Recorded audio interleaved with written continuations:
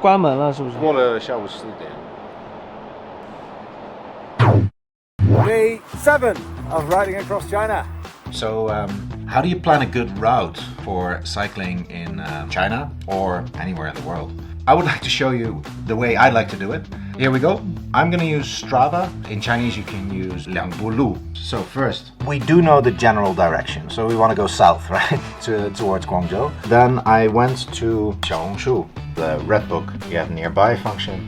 So this is 51 kilometers from here. It looks cool. Navigate to there.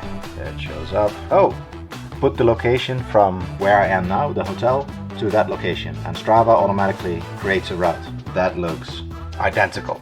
These roads are the big roads, the G roads, the Guodao, the quick direct routes where you could ride. They will get you there, but they're not very comfortable. Busy with traffic, and especially busy with trucks, is not where I go. I try to prevent going on these as much as I can.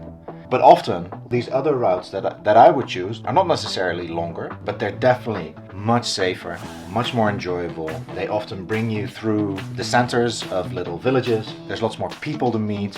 It's not that hard, and I'll show you how to do it, and maybe you can try it. The route all the way to Taiyuan pretty much passes by the Great Wall to the mountains. From our hotel here, we're in flatlands. There's often many roads because there are villages, there are farms. Strava told us, and what Baidu told us, is to take this direct route. That's nice, but what about going like this? That's even shorter. Or what about going like that? Maybe closer to the mountains. I see these very direct diagonal lines. I suspect this would be water. If it's water, that's nice. There might be a greenway alongside it. Go there. It tells you that's not a road. It might be correct, it might be incorrect, but I'm not going to take the risk. One thing that's very nice is the heat maps. That shows you where other Strava users have been. So it tells you a road is actually there. It doesn't necessarily mean that that road is good. Yeah, that seems to work. That seems to work. I like being closer to the mountains, so it'll probably be a nicer view. Alright, let's see, it will go through villages. So if you want to, get a feel of the culture, if you want to see people, if you want to stop for some food, right there. That's where we have the wall, the Great Wall. Be here. I see a bridge there that can get us to this side. That should work. That goes up, that goes up. So we have to bring this down and then down there. Manual mode. So Strava is not going to tell you that that works. But it's just going to draw the line, assuming that you draw the line well.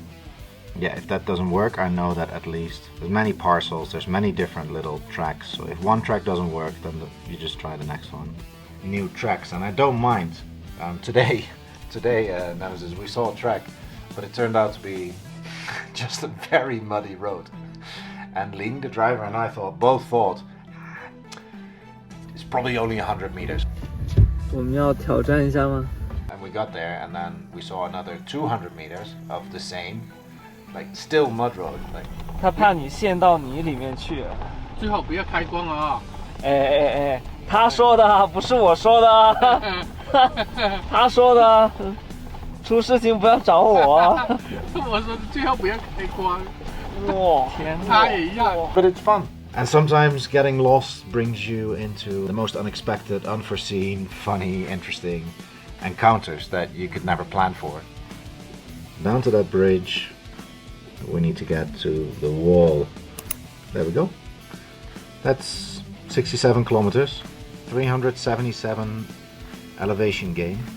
In just 5 or 10 extra minutes of planning, you can create 3-4 hours of much more enjoyable cycling. This is cycle route planning Lao Bai style.